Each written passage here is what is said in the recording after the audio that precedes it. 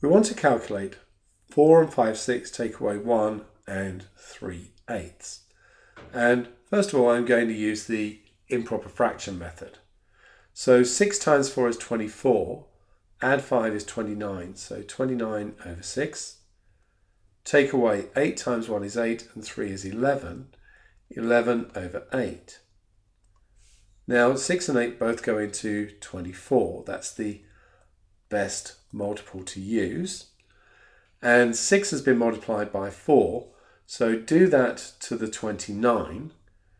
So 4 times 29, 4 times 20 is 80, 4 times 9 is 36. So together that gives me 116. The 8 has been multiplied by 3, do that to the top, which is 33. And then we've got to do 116 take away 33. So 6 take 3 is 3, need to borrow 1 from there. 11 take 3 is 8, so that's 83 over 24. Well, 24 times 3 is 72, so it goes in 3 whole times with a remainder of 11. So 3 and 11 over 24. So even here, those numbers did get quite big. Let's use the second method for that one. So we're going to have 4 take away 1, dealing with the whole number part. Then we're going to have 5/6. And here, because the minus is here, we need to take away 3/8. So that's one difficulty with this method, is knowing that you're going to subtract the whole number parts and subtract the fractions, and that you have a plus in the middle. 4 take away 1 is 3. And then for the fractions, we know that the best denominator is 24. So 6 gets multiplied by 4. 5 gets multiplied by 4, so that's 20 over 24. 8 gets multiplied by 3 to give us the 24, so that needs to happen to the 3 as well. And so I've got 3 plus 11 24ths, which is 3 and 11 24ths. So once again, this method probably a little easier because the numbers were smaller, but you do have to remember the stuff that I mentioned up here. Now this second example might show us the downside of the second method. So using the first method, I'm going to change this into an improper fraction. 4 times 5 is 20, add 1, so 21 over 4. 5 times 2 is 10, add 4 is 14, so that's 14 over 5. Best denominator is 20. We multiplied this 4 by 5, do the same to the top, that gives 105.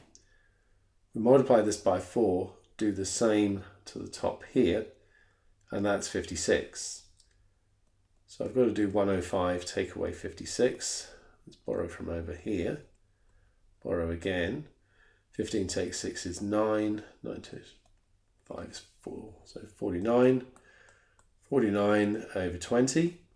20 goes in there twice with a remainder of 9. So 2 and 9 twentieths. Now for the second method, we would do 5 take away 2, and then a quarter take away 4/5. So as mentioned in the first part, you've got to remember what you subtract and what you add.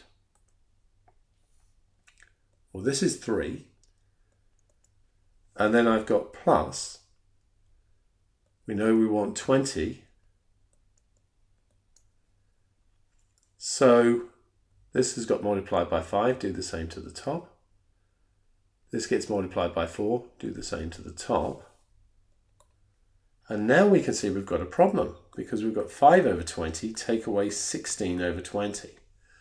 Now there's more than one way of dealing with that, and I'm only going to go through one. One of the ways of dealing with it is to resplit this 3 into 2 plus 1. And then this becomes 1 5/20, take away 16 over 20. So now 20 times 1 is 20, add 5 is 25. So I've got 25/20, take away 16 over 20. And then 25 take away 16 is 9. So 2 plus 9/20 is 2 and 9/20. So there is this difficulty of how you do this line, and you have to remember the top. So I think for this particular example, this one is the way that gets the tick. But it's up to you whether you learn both methods and apply them whenever you think one's going to be better than the other, or you just take one method and stick with it.